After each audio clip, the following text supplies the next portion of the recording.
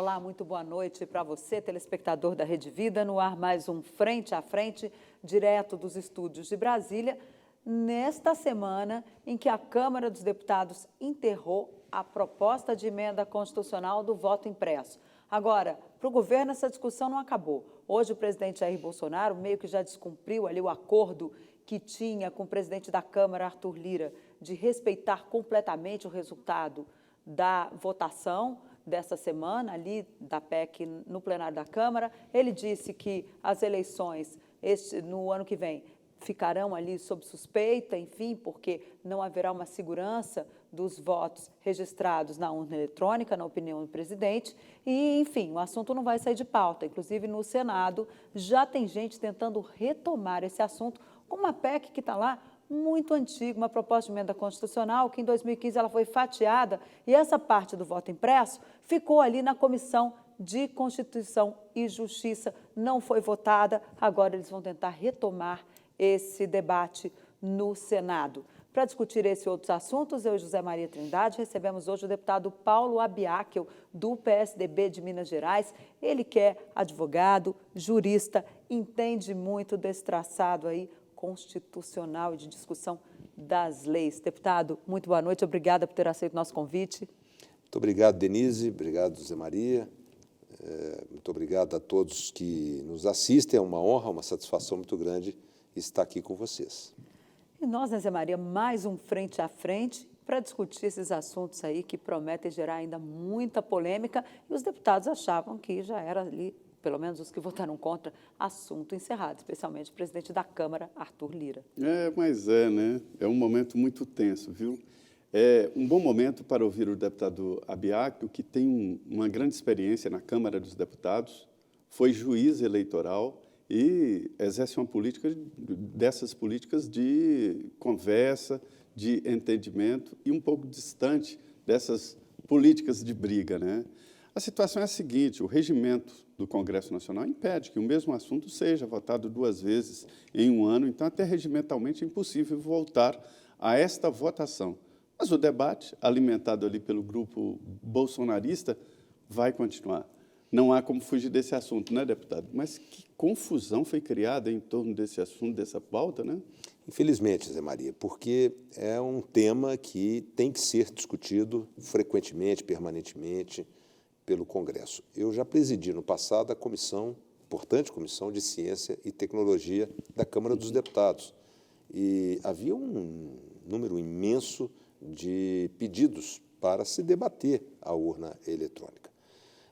Eu devo dizer, em primeiro lugar, que sou contra o voto impresso, só para já deixar bem clara a minha posição.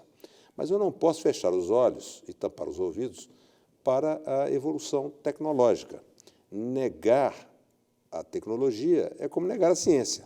É mais ou menos parecido com aqueles que são contra a vacina, Terra redonda.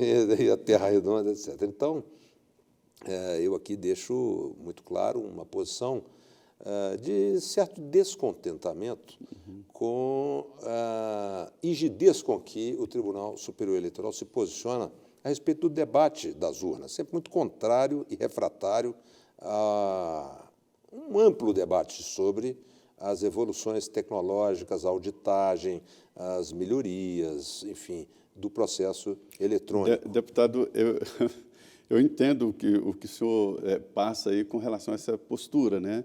Eu antecipo que me posicionei também contra o tal do voto impresso, o voto em papel.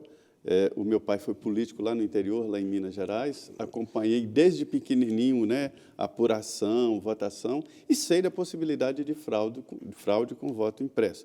Isso. Da mesma maneira, acompanhei a evolução da urna eletrônica, quando, naquela eleição do Aécio Neves, né, do seu partido, que houve aquela dificuldade, eu fui para o TSE entender o processo e vi que o TSE não apura, o TSE, repito, não apura, não existe aquela história de o quarto fechado que revela votos, não, a apuração se dá na urna, no local de votação, e qualquer um pode conferir através da impressão do boletim de urna, né? Fato. Então, eu entendo que o senhor deve estar apanhando muito na rede aí. E houve uma revolução aqui, as pessoas hoje são deputados para serem dirigidos pela mídia social. Tempos modernos. Aliás, um abraço ao município mineiro de Medina, sua terra natal. De fato, eu acho que as coisas estão mal discutidas, mas principalmente estão mal postas. Há uma iniciativa de alguns para que a urna eletrônica seja acoplada a um visor onde o voto ficaria visível aos olhos do eleitor, porém inacessível. Ele não tem como pegar aquele papel porque ele está atrás de um visor. E depois de conferir que o voto dele ali está impresso, mas, porém, atrás do visor, ele confirma novamente, o voto vai para uma urna e, se houver dúvida eventual a respeito do resultado daquela urna, pode haver, então, uma checagem, uma auditagem dessa mas o sistema urna. Mas pelo precisa projeto, ser colocado, né? Pelo projeto era obrigatório, valia mais do que a urna eletrônica. Aliás, Sim. a contagem pelo projeto seria feita pelo voto impresso e não manual ali, não pela a contagem da urna ficaria prejudicada, né? Eu só quero registrar o seguinte, eu sou um entusiasta da urna eletrônica, mas eu não me negaria a discutir numa comissão ampla, num debate com técnicos. E vai ser assim, eu acho que esse projeto levantou esse debate. Levantou esse debate. Eu não me negaria a essas hipóteses, discutir essas hipóteses, como o TSE aparentemente faz com muita ênfase. Agora, aprovar esse projeto de ontem era uma tarefa muito difícil para aqueles que admitem novas tecnologias. Por quê? Pelo ambiente que se criou, no debate político que se criou, com o presidente da República dizendo que... O senhor acha que a posição do presidente, no momento em que ele disse ou tem voto impresso ou não tem eleição, aquele desfile de blindados ontem que acabou se revelando aí um sucateamento das Forças Armadas, esses movimentos, eles contribuíram para o resultado de ontem? Sem dúvida nenhuma. Eles contaminaram e muito um debate que era de alto interesse da República, da nação, do Estado brasileiro. Sem dúvida nenhuma. Houve uma intoxicação completa do debate. E, por isso, muitos deputados, votando contra, inclusive, o que acreditam, votaram contra. A favor e contra. A favor e contra, exatamente pela contaminação que se deu. E outros tantos se abstiveram, outros tantos deixaram de votar. Muitos deputados deixaram de votar. O quórum estava muito elevado e, no entanto, os que não votaram foram em número muito elevado. Então, mas eu percebi que, num determinado momento, não se debatia o voto impresso, mas sim posicionamentos políticos ali. Eu vi isso muito claramente no Nordeste, né? Inclusive dos que não votaram. E agora? O que esse resultado projeta para o futuro político? Eu acho que deixa uma lição, deixa cravada a necessidade de discutir esse tema no ano que vem, porque, como você bem lembrou regimentalmente, esse não é um assunto que não pode ser mais discutido. Mas no ano que vem, no ano eleitoral, vai se discutir esse ou, assunto? digamos, até melhor, você tem toda a razão, digamos, na fase posterior à eleição, à eleição, né?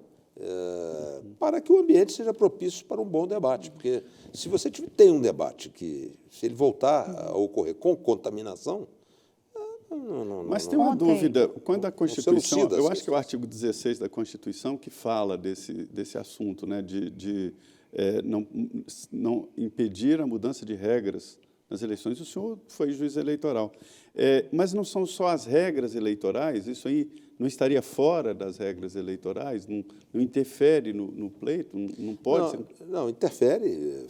O senhor acha são que regras. O critério da anualidade tem que ser seguido?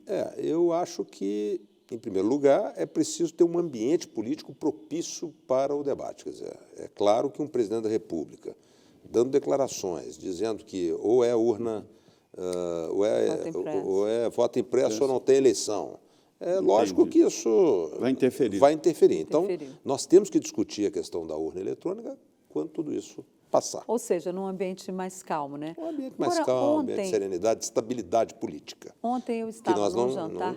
Não estamos tendo nesse momento. Ontem, logo depois da votação, num jantar, algumas pessoas diziam, olha, esse resultado de hoje significa que não há condições nem clima para aprovar nenhum processo de impeachment ou mesmo uma licença para que o presidente Jair Bolsonaro seja investigado no Supremo Tribunal Federal, porque o placar foi bastante favorável, até surpreendeu, né? 229 votos a favor, significa que ele tem ali uma maioria simples, ainda não é a maioria absoluta da casa, mas votos suficientes para evitar qualquer processo de impeachment, uma vez que ele precisava ter só 217, se não me engano, para barrar um processo de impeachment.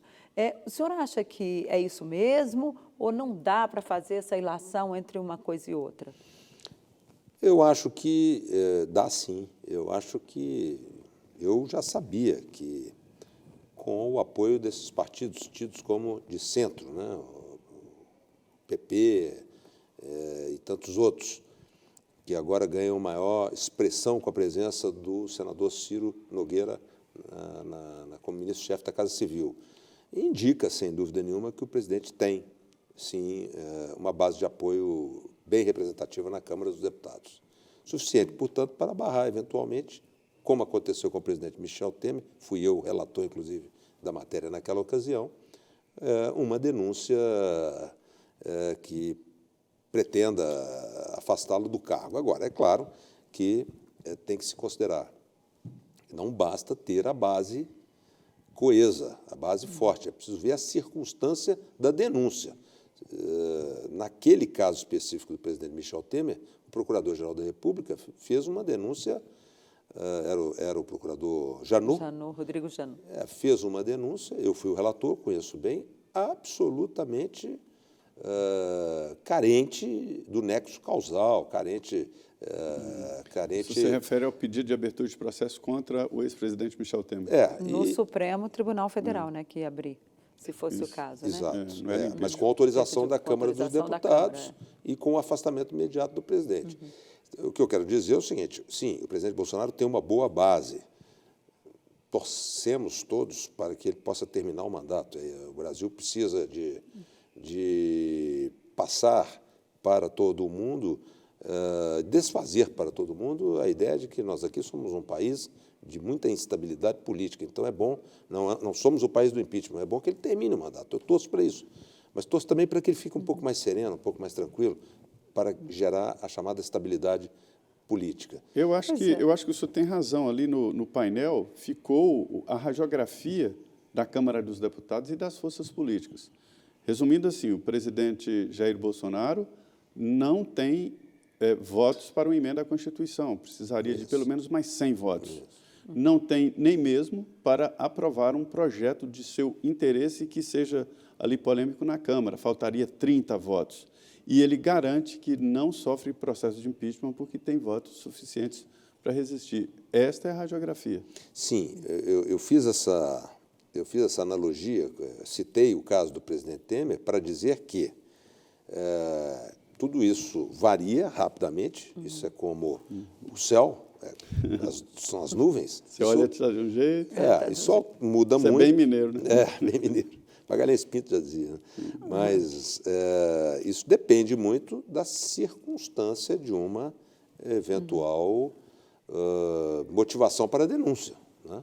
Pois é, porque hoje também, pelo que a gente consegue vislumbrar ali conversando com parlamentares, aliás, de quase todos os partidos, o impeachment do presidente Jair Bolsonaro não interessa a ninguém da política, nem o PT, que volta e meia tem algum líder lá no plenário dizendo, olha o impeachment do presidente. Eles também não querem, porque eles querem concorrer contra Bolsonaro lá em 2022, que eles acham que é mais fácil ganhar do atual presidente.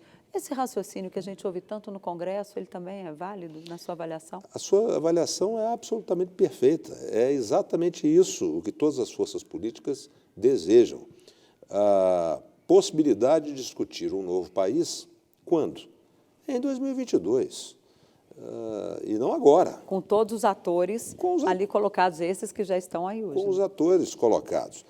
Porque é preciso registrar o seguinte, e não obstante erros, equívocos, críticas aqui e acolá, tem acertos também. É uma maneira nova de conduzir o Executivo Nacional, o Governo Nacional, talvez sem a mesma liturgia que nós estávamos acostumados em tempos outros, sem um bom programa de governo, que, de fato, não conhecemos. Mas o fato é que o melhor para o país, sem dúvida, tenho certeza absoluta disso, falta pouco mais de 1 ano e meio para o término do mandato presidencial e falta 1 ano para o início do processo eleitoral, o melhor que podemos imaginar para o Brasil é a ideia de direita, centro, ali representado por 2 ou 3 candidaturas, esquerda, representada por 2 candidaturas ou 3 candidaturas, tentando convencer o Brasil para um novo ciclo.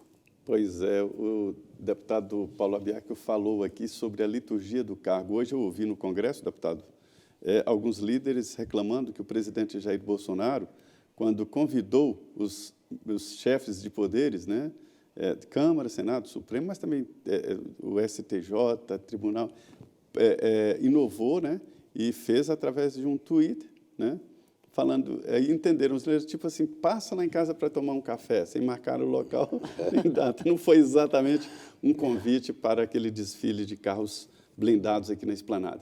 Nós vamos agora a um intervalo de 1 minuto, 2 minutos, e estaremos de volta aqui no Frente a Frente.